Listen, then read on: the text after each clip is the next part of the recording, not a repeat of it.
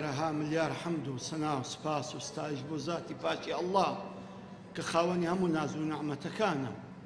درود و سەڵات و سەلام بڕژێ بەسەر گیانی پاکی پێشەوامە، نوری چاو و تازی سەرمان محەممەد المستەفا صلى الله عليه وسلم، و لەسەر یاو یاوەرانی و لەسەر شوێن کەوتوانی تا ڕۆژی دوایی. و بە خێراتینی هەموو خوشک و برایانم دەکەم یاخوا بەخێر بێن سەرچاوان. ئەو بابەتەی کە ئەو خوشکە بەڕێزانە بۆ منیان ئامادە کردووە، هۆکاری لێ ترازانی خێزان بەڕاستی بابەتێکی زۆر گرنگە و ئەو دروستکردنی ئەو خێزانی کە مامۆستا باسی کرد، ئەو مەقاسیدانە و ئەو هەدەفانەی کە لە ئیسلامدا هەیە بۆ دروستکردنی خێزان، بەڕاستی ئێستا ئەبینین ئەو خێزانانە وەکو خۆی نماون. ئەو خانەوەدانەی کە ئێستا ئێمە مامەڵەیان لەگەر دەکەین و هەستیان پێ دەکەین، بەڕاستی وەکو پێشان نماون. پێشتر خێزان منبعی ئاسوودەیی بوو، منبعی ئارامی بوو، منبعی خۆشی بوو، منبعی خۆشەویستی بوو. خێزان منبعی دروستکردنی پیاوان بوو، منبعی دروستکردنی قادە و سەرکردە و زانایان بوو.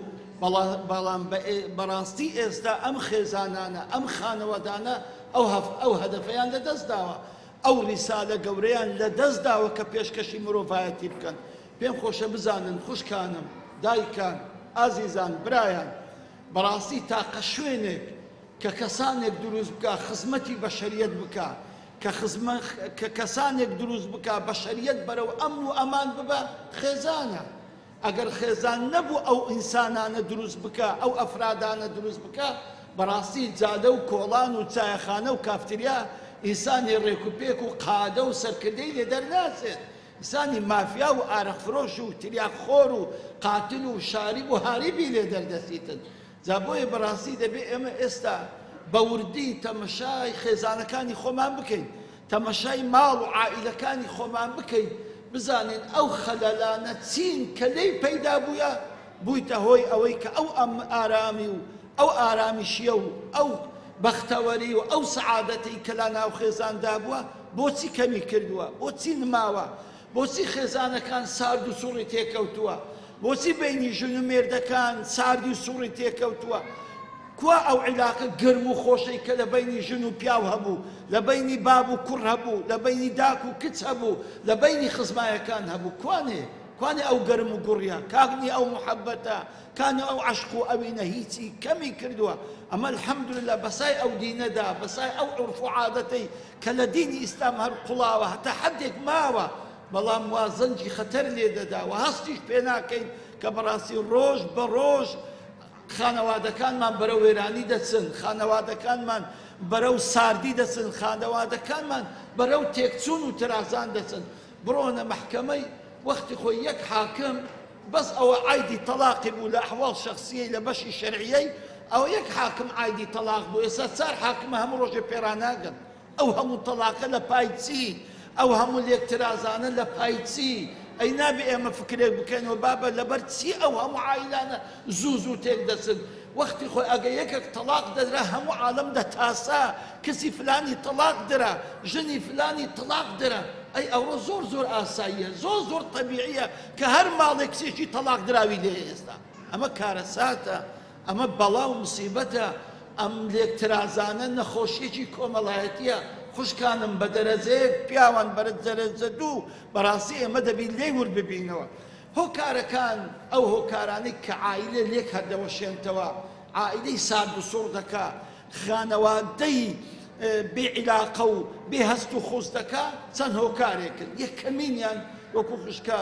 مامۆستا قومریە فەرمووی هەربژاردننی غەڵەت. ئەوەل جاری کە دەسیە داخوازی، ئەوەل جاری کە دێنە داخوازی،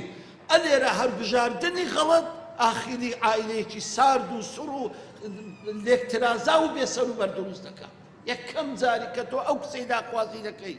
ئەو ئافرەتەی کە دەوێ بیکەیەوە هاوسەری ژیانت، دەبێت ئەو کەسە بێ کە لە هەست و سۆزت بکە، ئەو کەسە بێ کە خزمەتت بکە، ئەو کەسە بێ کە بەڕاستی وەکو مامۆستا فەرمووی هەموو مواسەفاتەکانی تێدا بێ کە ببتێ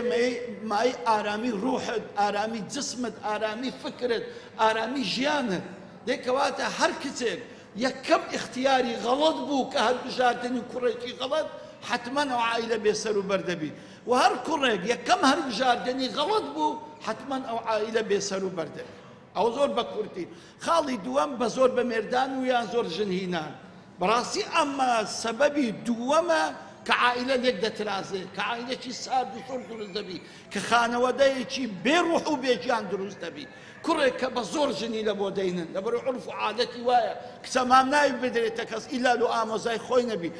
دایکی پێدێرە ئەو کچی خوشکەم چۆن لە دەستمان بڕوە، ئەمە نازدارە، ئەمە جوانە،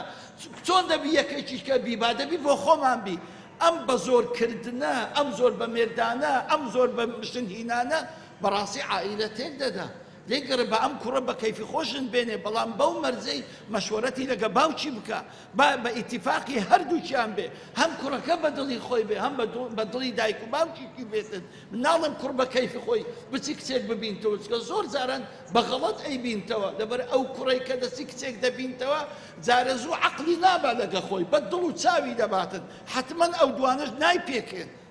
ئینسان کە دەستە داخوازی کچێک هەردەبژێری دەبێ عەقڵ و چاو و دڵی لەگە خۆی ببە. ئەوزە دەتوانی کچێکی بە مواسەفاتی کامل بدۆستەوە و کچیش کاتێک کە کوڕک دێتە داخوازی بەس چاو و عەقڵ دڵی لەگە خۆ تەمەشای نەکە، بەڵکو بە عەقڵ و چاو و دڵ تەمەشای کە. نەک برێ وەڵا کوڕێکی قۆزە ئەو بە فلان و مەسیلێ دەچی، وەڵا وە کوڕەکی قۆزە نازانم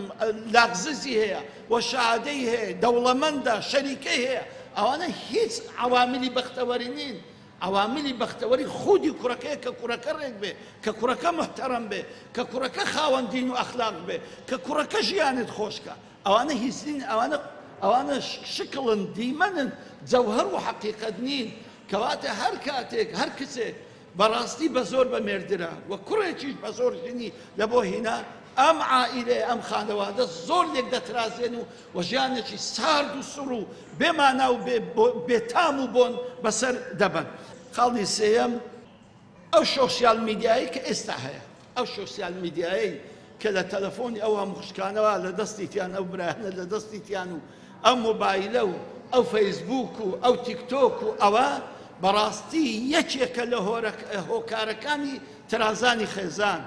لەبەرەوە ئەو خوشکە هەر خەریکی تەکتۆکی بی بەڕاستی نە ئاگای لە منداڵی دەمینێت، نە ئاگای لە مێردی دەبینێت، نە ئاگای لە ماڵیشی دەمینێتن. لەبەرەوەی ئەو خوشکە ئەگە ئیتمانی کرد مدمین بوو بە فەیسبووکی بە تیکتۆکی، بەڕاستی ئەوە هەموو لەسەر حیسابی ماندیبوون و ناڕەحەتی پیا و منداڵەکانیتی. لۆی ئەو ئافرەتە مەجالێکی هەبی تەمەشای تیکتۆکی بکە، مۆبایلێکی دەداتە دەست منداڵەکەی، دەرەدەی ئەتوش مەشغوڵ بە نازانی قومبەڵەیەکی دایتە دەست منداڵەکەی پێی تەقێنتەوە، وێرانی دەکات، مێشتی ڕوحی دڵی هەمووی وێران دەکاتن کە بە خۆشی هەر وێرانە لەگە تیکتۆکەکەی خۆی. بەڕاستی بۆیە ینی گەورەترین کێشەی ئەو ڕۆکە کە ئافرەتێتی پیاوان هەیەی ئەم تەلەفۆنەیە، ئەم تەلەفۆنە بە شێوەیەکی دروست یاخود ئەو ئەنتەرنێتە ئەو سۆسیال میدیای بە عموم بەگشتی بەڕاستی بە ئاراسەیەکی دروست ئەمە بەکاری ناینین. کێشەی تەلەفۆن گەورەترین کێشەی بۆ مامۆستایانی ئاینی، هەر کێشەکمان دێتەکنی ئی خێزانی ئی خانەوادەی سەری هەر دەچێشی لە بۆ تەلەفۆنەکەی. یەک سەر هەر کابرا قسەی دەکە، ئافرەتەکە قسەی دەکە، یەکسەر مشکلەکە تەلەفۆن دروستی کردووە، سۆسیال میدیا دروستی کردووە، ئەنتەرنێت دروستی کردووە، فەیسبووک دروستی کردووە، تیکتۆک و نازەم ئەو بەرنامانەی کە ئێستا هەیە کە خەڵک بەکاری دێنی. بەڕاستی ئەمە کارەساتە. ئافرەت هەیە کە ئەوزە ماشەڵڵە یەک عادەتیشی هەیە ئەو تیکتۆک و میکتۆکانە خۆ هەر کۆتایی نایە، هەر کۆتای هەر بڕۆ هەردێ، هەر بڕۆ هەردێ، جەزابتریشە، چەندە تو بەکاری دێنی جەزابتریشە. جا بەڕاستی ئەو خوشکە بەڕێزە لە باتی بێ ئەو چەند سەعاتەی لە تیکتۆکی دەباتە سەرێ، لەو تەمەشاکردین ئەو شتانە دەباتە سەرێ، وەڵڵای ئەو سەعاتەی پەروەردەی منداڵەکەی بکە، ئەو سەعاتەی سەردانی خزمێک بکە، ئەو سەعاتەی شتێک فێر بێ، ئەو سەعاتەی بە ئۆنلاین بەشداری خوێندنەوەی قورئان بکە، خوێندنەوەی بەشداری دەرسێک بکە، بەشداری محاضرێک بکە، بەخوای گەلک سوود بەخشتر و فائیدەی دینیا و قیامەتی دەبیتن. خاڵێکی تریش لەو هۆکارانەی کەوا دەبنەمایی لێکترازانی خێزان بابێکی حازری غائب. بابم هەیە، بە معنای کەلیمە بابم هەیە، بەڵام بابم غائبە، هیچ لەبارێ نییە. بابم مەشغوڵ، بابم یان مەشغوڵ بە تیجارەت، یان مەشغوڵ بە معاملات، یان مەشغوڵ بە سەفەر، یان مەشغوڵ بە برادەران. ئەوە بابم سبەی دەڕوا نیورانی هەنایەتەوە چمانەیە ئەوەمانێ پێم ناکرێ بێ بۆ لەگە برادرانم باشە بابەجان بڕۆ ئەو جارە بابم ئێوارە دێتەوە بە عەجەلە هەر ئاگای لە داکەمنێ داکەم چی کردیە چی نەکردیە لەمەی پرسیە لەمەی نەپرسیە باب هەر نازانی ئەمن هەمە نەما لە ئیمتیحانی کومە ناجەح بوومە نیوەی ساڵی کوم جواب دایتەوە عوتڵەیە عوتڵەنی هیچ ئاگای لە هیچ نییە ئەو بابە هیچ گوتیانە بابەشی گوتیانە منداڵەشی کاکەوە بڕۆ بابت گاز کە ئەتوو زۆر غیاباتە زۆرە وەڵا بابەکەی ڕێک چوو بۆ مەکتەبە چیت کە ئەوی گوتیان کاکە کوڕەکەم لێرێ کوڕت ناوی چێ فلان کوژ بابە پار لێرە بۆ کوڕی تو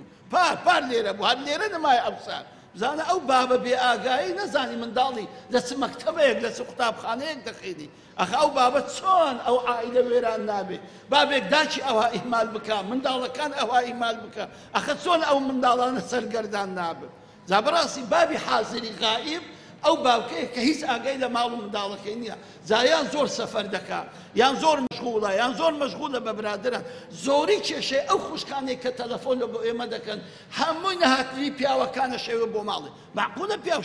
شەوێ سەعاتێکی شەوێ بێتەوە سەعاتێکی شەوێ بابە خۆ تو سەحێڵ نی خۆ تو گەنج نییە تو بێژن نی تو ماڵ و منداڵت هەیە معقولە سەعاتێکی شەوێ بێەوە کە دێوژنی لە پرخەی خەوەیە ئەزە بانیش تەلەفۆن دەکەم مامۆستاوەڵە ژن هیچ عەقب نادا ژن زۆر خراپە دەگەرم بە خۆت وە دێکردیە بە خۆت ئاگال لێ نییە نە سۆزێک نە عەتفێک نە حەنانێک نە خۆشەویستێک نە ڕێزێک نە قەدرێک هیچی ناگری ئەویش وەی لێ دێ ئەویش وارێ تووشی سەد کارەسات دەبی ئەو منداڵانە دەتەوێت ساڵح بن دەتانەوێت منداڵەکان جۆراڵیتان بکەنە تو بە خۆت ئاگال لە منداڵی خۆت نییە نازانی چ دەکەن چ ناکەن وەکە ئەو خوشکە بەڕێزە فەرمووی لەسەر سفرەی لەگەڵیان دانانیشی کەس دانیشتنی سفرەی بە قووەترین هۆکاری ڕەبتی عائیلە و خۆشەویستی عائیلەیە ئەسڵەن باب لە جێیەکی نانی دەخوا داد لە جێیەکی نانی دەخوا منداڵەکانی بە دیلیڤری لێدە و تیکتو ئەوە مۆبایلی لێ دەکا کە چ دەخۆی ئەوەی دەخۆم بە ماتۆرەوە دێ سەلام عەلەیکوم پارەی بدە خەڵاس ئەو عیلاقە ساردەی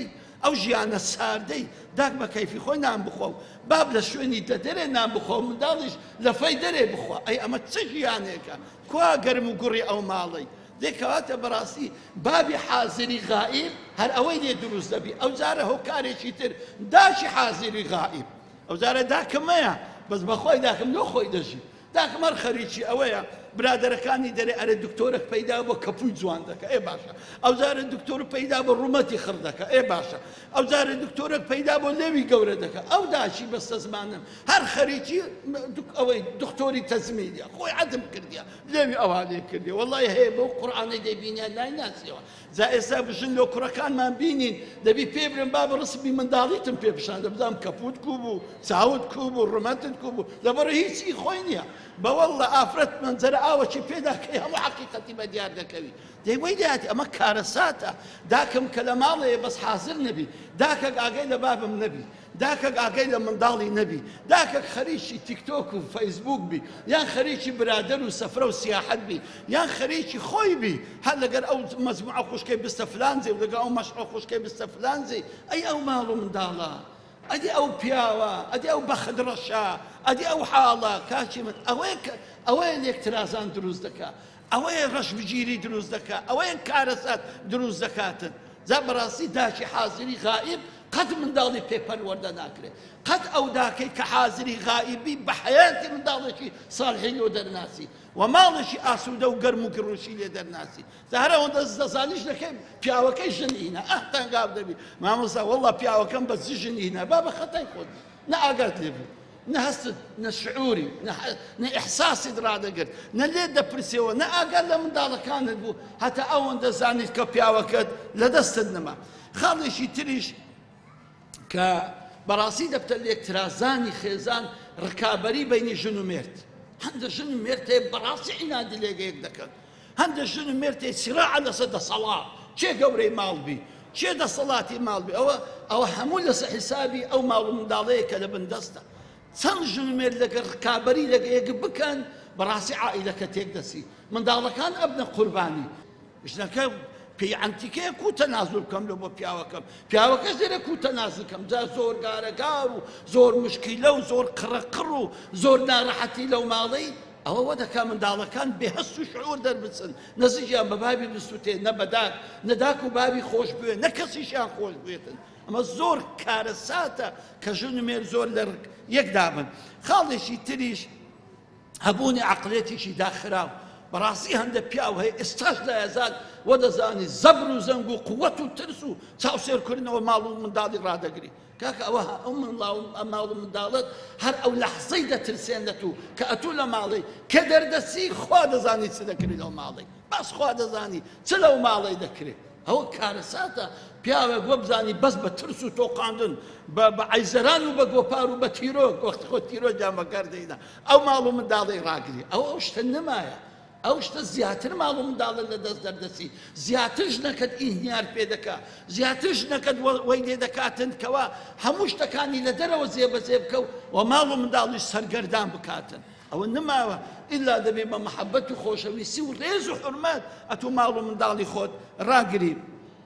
خاڵێکی تریش بەڕاستی ئەو خوشکە قومرێ باسی کرد نەزانینی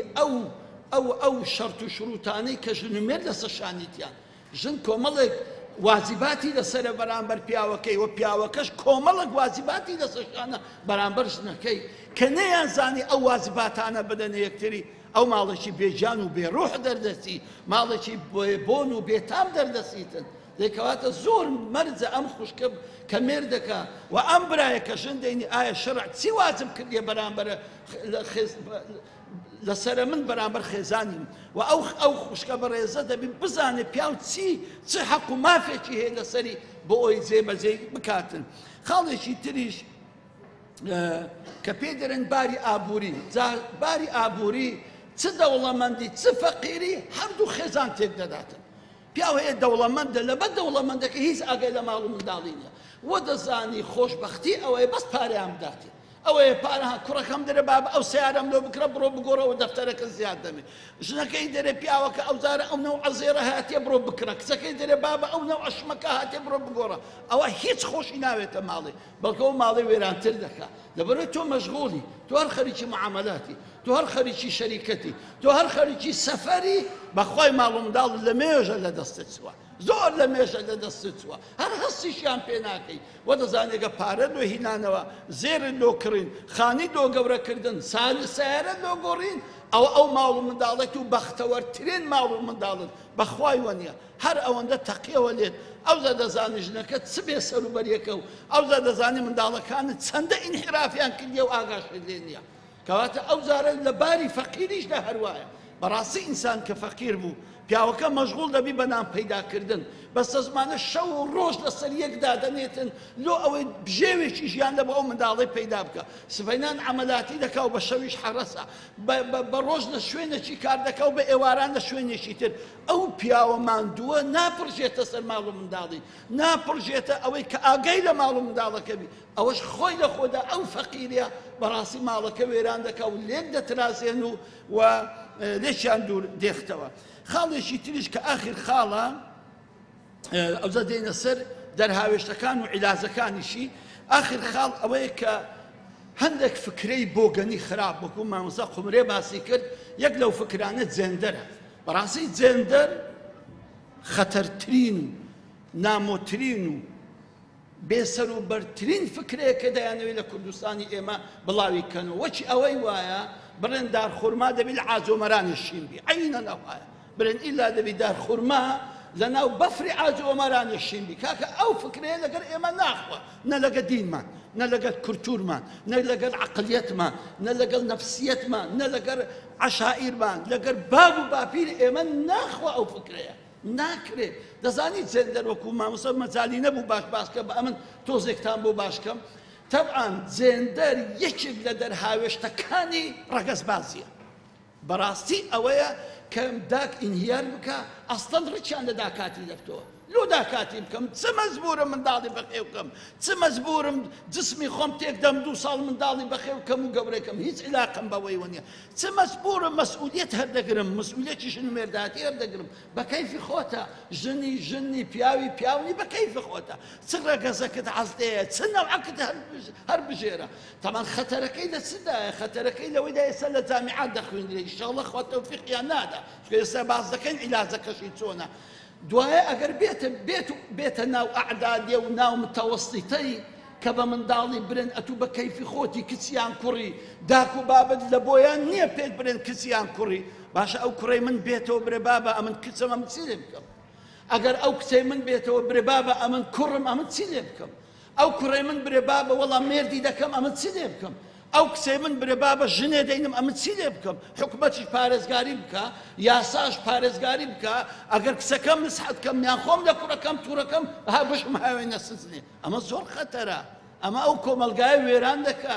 ئەو علاقاتە ژن و مێردایە خۆشی ئەوە وێران دەکا عائیلە تێک دەدا ئەسڵەن وەکو مامۆستا فەرمووی هەر بە شەر ئینخراز دەکا لەبەرەوە ژن بینی پیا بینی کا منداڵ کاکە منداڵە کێ دەبوو بۆ منداڵ نابی کە منداڵیش نەبوو بە مروری زەمن کۆمەلگا وێران دەبی نە ڕەحم نە بەزەیی نە وەفا نە خزمایەتی هیچ نامینێ هەر هیچ نامینێ والله وبالله وتلا حیوانات ئەوەیان قبول نییە مەیمونەکان ئەوەیان قبول نییە قاز و مریشک و مراوی ئەوەیان قبول نییە شتیوان نییە لە سیستەمی ژیان دەشتی ئەوان نییە بەو شێوەی بکرێتن هەتا ئێستا دوو حیوانی نێرە پێکەوە نەبوونە هەتاکو ئێستا حیوانێک باڵندەشی دوومێ پێکەوە نەبوونە شتیوان نییە ئەوانە زدی فطرەتن زدی ئینسانیەتن زدی بەشەریەتن کە ئیش دەکەن جا بۆیە بەڕاستی ئەم فکرەیە هیچ لە بۆ ئێمە نابێ وەزیێشی نابتەوە لێرە و ئێستاش باز دەکەن چۆن حەملەیەکی بکەین بۆ ئەوی بەیەکجاری لەناو بچیتن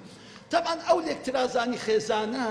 کۆمەڵک دەرهاوێشتەی زۆر خەتەری هەیە یەکەمین پیاوەکە زەرەر دەکات ژنەکە زەرەر دەکات منداڵەکان زەرەر دەکەن کۆمەلگا زەرەر دەکات حکومەتیش زەرەر دەکاتن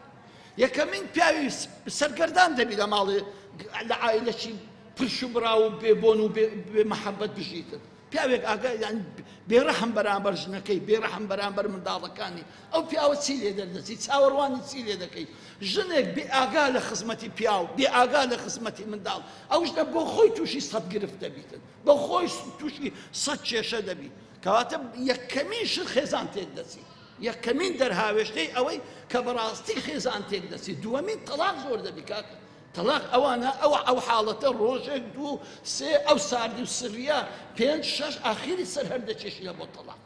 خاڵێکی تریش ئەوەی خیانەت زۆر دەبی لەبەرەوە هەر پیاوێک بەڕاستی سۆز و ئەتف و حەنان نەداتەش دەکەی کەسێک هەیە بۆی پڕکاتەوە کاکە دێکەواتە خۆی لە خۆیدا ئەم لێکترازانە ئەم سەرد و سووریە خێزانە کاکە ئافرەتیش لەدەست دەدا و تووشی غەڵەت و پەڵەت دەبی پاشان منداڵ سەرگەردان دەبن ئەو منداڵانە ئەتوو چکە کۆران پەروەردەی ناکە قوتابخانەش پەروەردەی ناکە لە ماڵش پەروەردە وەرنەگرە ئەی لە چێ منداڵە نەنێریە مزگەفتێ لە ماڵش پەروەردەی نەکەی بە تەمای کۆڵان و مەکتەب بی بەخوای ساقیتی حەفت دەرسانی لێ دەردەچیتن ئەوە کارە ساتە تو هەموو منداڵت هەمووی بێسەر خاصەتەن ئێستا والله وبالله یعنی حەز ناکەم هەموو شتێک بڵێم بەڵام پێم خۆشە پێتان بڵێم وریای منداڵەکانتان بن مدیری مەکتەب چووە مەکتەب ئەوەی تەفتیش کردووە منداڵی تەفتیش کردووە نیوەیان زیاتر فلیمی بێسەر و بەریان پێ بووە مۆبایلیان پێ بووە هەموو فلیمی ڕوت و قوتی کردیتەوە منداڵە تەریاکی دەخوا تەریا ئەوە دکتۆر خالی لۆژێرامۆ لە سلێمانی منداڵێک دزی کردی ئەو گرتیتیان کە گرتیتیان تەسلیمی پۆلیسیان کردیا پۆلیسیش خۆی لێتوڕە کردیا لۆ دەدزی وەڵا مامە حەزم لە چکولێتە چیە لە ماڵش دیتمان پارەم نادەنێ چوم ئەو چکولێتەم کڕێ لۆ ئەو چکولێتە لە چێ هەیە وەڵا تەلەبەک لە ماڵێ دەفرۆشی لە مەکتەبێ دەفرۆشی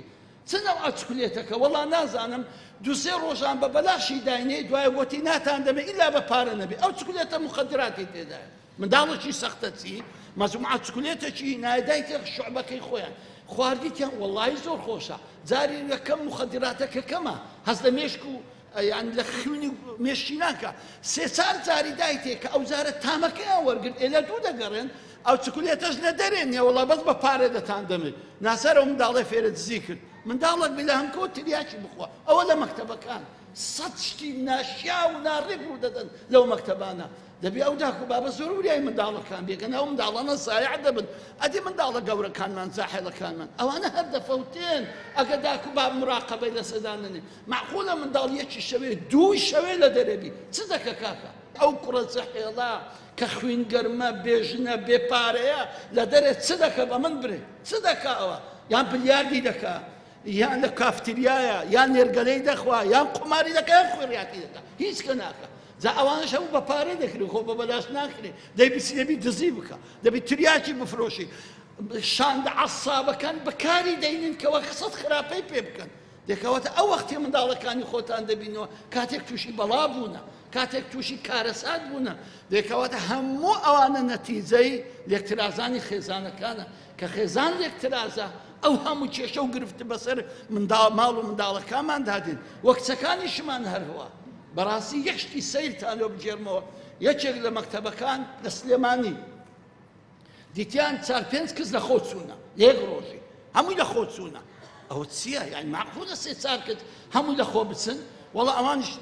بانگی ئیسعاف دەکەن دێ نەخوشتەکیان خواردبی ئیسعاف دەیانباتە خەستەخانە و فەحسیان دەکا ئەوانە چیان کردی باشە بەفکری ئێوە چیان کردی شاندێکن لەو مەکتەبەی بەس خوێنی یەکتری دەبژن چوبن لە توالێتەکان خین یەکتریان بژیە خینیش کە بخۆی لە خۆ دەچی ئەوە لە چێ فێر بووە ئەو لەو ئەفلامانەی کە لە مۆبایلەکان عەرز دەکرێت ئەو ئەفلامانە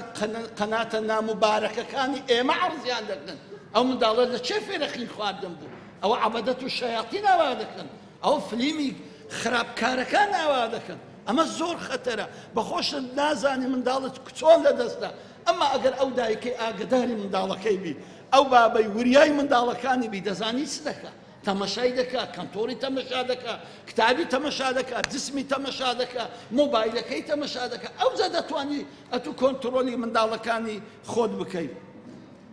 خاڵێکی تریش کە بەڕاستی کێشە و گرفت لە ناو کۆمەلگا زۆر دەبێت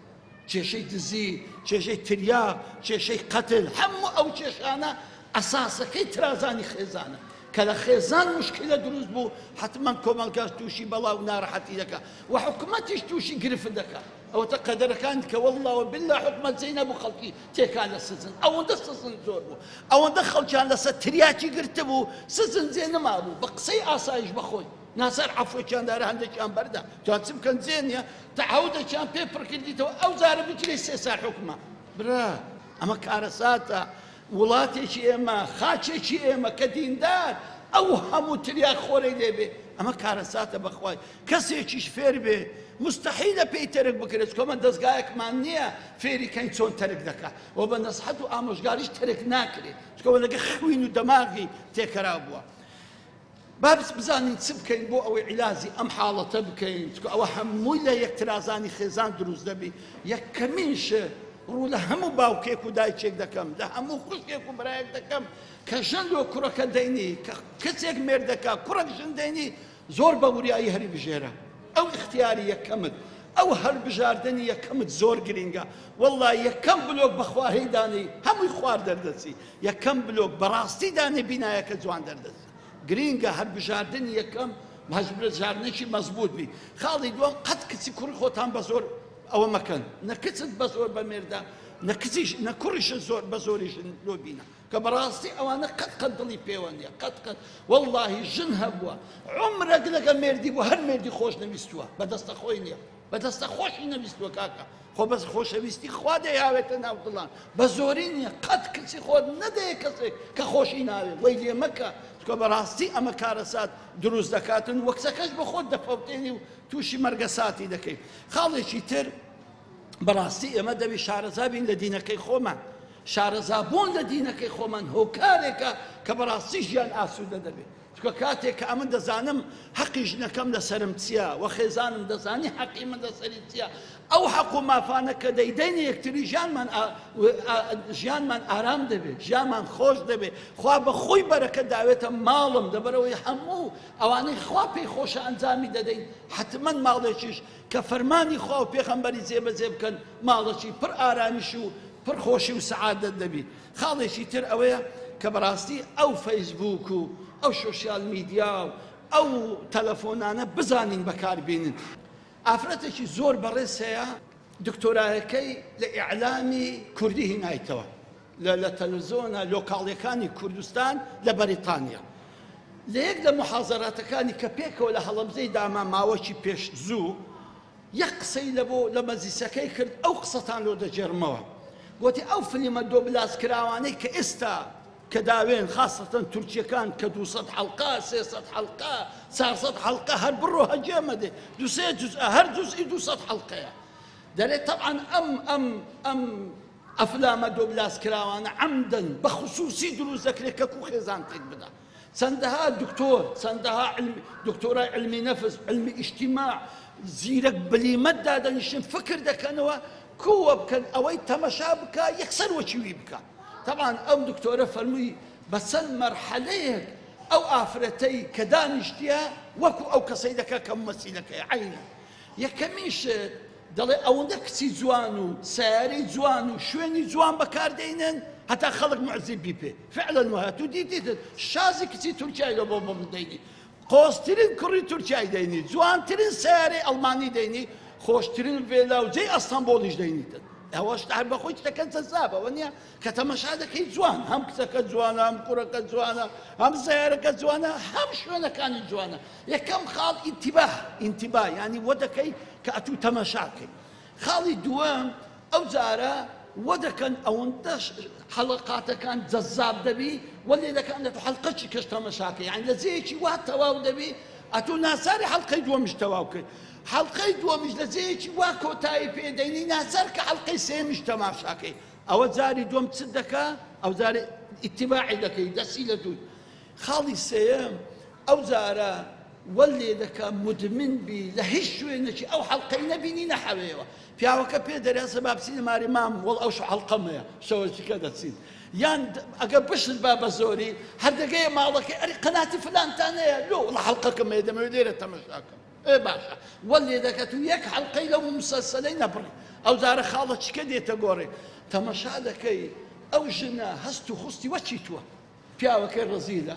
پیاوەکەی دڵپیسە، پیاوەکەی عیلاقەی هەیە، پیاوەکەی خزمەتی ناکە، پیاوەکەی خۆشەویستی ناداتێ، پیاوەکەی ئێحتیمامی پێ نادەکۆ ئەمیش وەمە. ئەی کورەوە ئەمنو دەگەر ئەو ئافرەتە جوانە یەک مشکلەمانەیە هەردووکمان معاناتی دەستی پیاوێکی خراپی.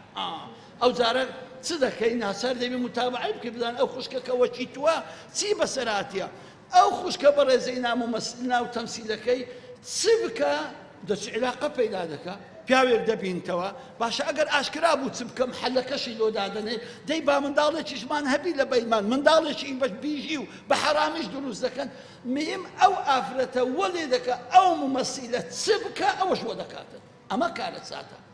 هەستیش پێ ناکەی کە دەیکەی ئۆتۆماتیکیان لۆ چکاو دەگەر عەقڵی باتینیت قسە دەکە وە لێ دەکە بە قەنەعەت و ئیشەکەی بکەی. وە لێ دەکە کە خۆشترین ژیان ئەوەی لەگە دۆستێکی حەرام ببەیتە سەری. وە لێ دەکە خۆشترین و سەعادەتترین کات ئەو کاتێ لەگە خۆشەویستەکەتی. ئەمە کارە ساتە. ئەمە کارە ساتی سۆسیال میدیایە. دێکەواتە بەڕاستی دەبێ ئێمە بزانین ئەو سۆسیال میدیای چۆن بەکاردێنین، چۆن بۆ منفعەتی دین و دنیامان بەکاری دێنین. خاڵێکی تریش لە عیلاجەکان ئەوەیە کە بەڕاستی دەبی حزبە ئیسلامیەکان بە تایبەت و هەموو ڕێکخراوەکان و بە تایبەتی ڕێکخراوی خوشکان دەوراتی لە بۆ ژن و مێردان بکەنەوە. دەوراتی بەردەوام، دەوراتی هەفتەیی دوو هەفتەیی مانجی دوو مانجی جا لۆ ژن و پیاوان بێ لۆ بووک و زاوایان بێ لۆ کچ و کوڕان بێ دەوراتیان لۆ بکەینەوە لەبەرەوەی فێرە ژیانیان بکەین کاکە ئەوانە ژیانیان لێ تێکداوە کاکە تەسەووری ژیانیان لێ تێکداون دەبێ ئەمە پێیان بڵێن کاکە ژیانی حەقیقی کووە بەختەوەری دنیا و قیامەت چۆن بەدەست دەکەوێت ئەو ژن و مێردە دەبێت چۆن لەگەرێک بجوولێنەوە لە ئەوی بەهەشتی دنیایان عائیلەکەی خۆیان و خانەوادەکەی خۆیان بێ ئەوە پێویستیان بە دەوراتە هەم مامۆستایەکی ئاینی هەم قازیەک حاکمێک بێ و هەم مامۆستایەکی علمی نەفس و علمی ئیجتیماع بێن لە ئەوی بەڕاستی لە هەموو ڕەهەندەکان لە هەموو لایەنەکان باسی حاڵ و باڵی ئەو ماڵێ بکەن. ئاخر خاڵ کە باسی بکەم لە عیلاج و چارەسەری ئەو پەرتەوازی خێزان ئەوەیە ئاخر قسەیە کە چۆن ئێمە محارەبەی جەندەر بکەین. یەکەمیشت